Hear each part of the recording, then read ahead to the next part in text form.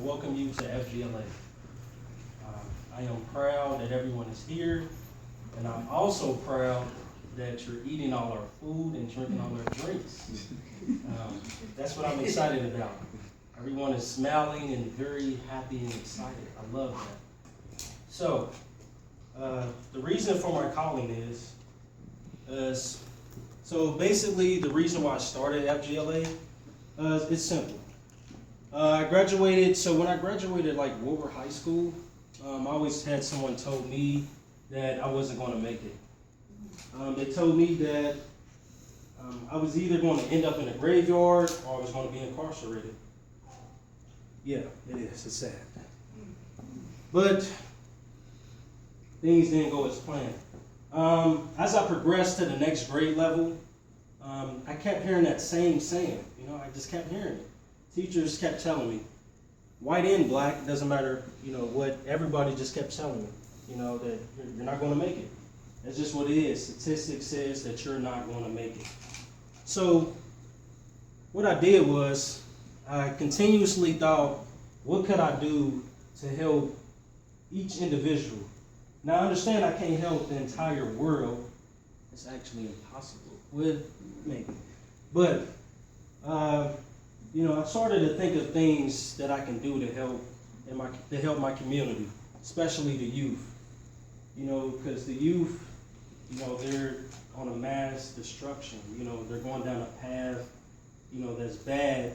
So in my calling, trying to basically do whatever thing I can to do in order to make sure they get on the right path. So as I graduated Woodward, I created an organization in 2013. I graduated in 2012. I created a student organization in 2013 at UC. And it was called FGLA for the most part. And basically, what the mission was basically to help increase the graduation rate for middle and high school students. That was our mission. And, it started to go good. It was actually, mentoring, tutoring. I was speaking at high schools, but we had one problem. We had this guy that I worked with. His name is Marcus Langford. We used to work with him. He's one of our directors. And pretty much everything, when the 7th and 8th graders started to integrate into the high schools, everything just collapsed. He stopped working with us. We stopped working with him. The schools stopped working with us. It got bad. It got crazy. So in 2015, I started the business. FGLA. It's official business now. It's official business now. Now it's a for-profit organization. And basically, what we do, our mission is to ensure that the youth gain the skills and the knowledge to be prepared for college. How will we do this? How? We seek this to accomplishing by tutoring and mentoring high school students to excel inside and outside of the classroom. We will also hold seminars to empower them, to inspire, to tell them that they have a chance at success, at succeeding. These are all the services that we provide. We provide career decision-making, health and fitness, academic seminars, keynote speakers, civic engagement, and mentoring. These are all the services that we provide. Our target audience. We target youth. Poverty, discrimination, abuse, unstable homes. If you're on a path, you're going down that bad path and you need some guidance, we'll help you. Once you enter the organization, your family, we don't want to fire anybody. We want to retain great, excellent employees. So what we're launching as of right now is our mentoring program. And basically, the mentoring program will foster positive changes through goal setting, self-discipline, skill development, and friendship. Because it's about building relationships. That's what it's about. And if you know somebody that's out there that's struggling, that's going through a breakthrough, that needs help, invite them. We'll take them. No matter what color you are, no matter what age, no matter how you look, no matter how dirty you are, we'll take you. We'll take you and clean you up. Right? Our other targeted audience are families. One of the biggest things our focus is families. You know why? Simple. Because families, because the child, the mother, and the father has to build that relationship. You have to build that. And if your family is torn and separate, then how can the child survive? How can they survive if the family is broken? See, we're trying to put together families. Unity. That's what we're all about. We're about unity. We want to bring that back. So families must bind to the benefit from our United Parenting Program. It's 12 months. So basically, if you have a mother, father, daddy, uncle, whoever you are, guardian, parent, you'll basically come into our organization and we'll basically consult with you about parenting efforts and how to be a better parent and also how to be a better family.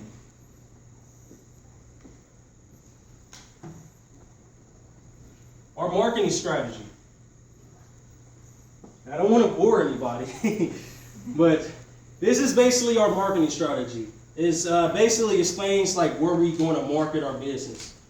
So our market position is we're basically going to market it in Cincinnati, and we're also going to market it through education, and that's pretty much it. We'll grow. You know, as time on, we'll grow, we'll market it in other cities. But as of right now, we're going to market it in Cincinnati, Ohio, and we're going to start marketing at UC. We're going to also start marketing at TAF, Seven Hills Neighborhood Housing, down on Finley, and we're also going to market it at Wilbur High Schools. Majority of all the public high schools, that's where we're going to market it at.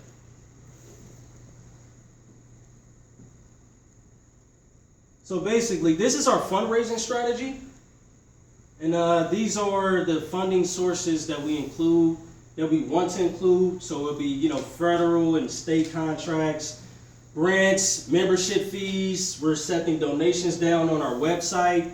It can be as little as $5 or $10. It can be $1. Who cares? Whatever. You're donating. We receive gifts of stock. If you have some stock you want to give us, you can receive stock.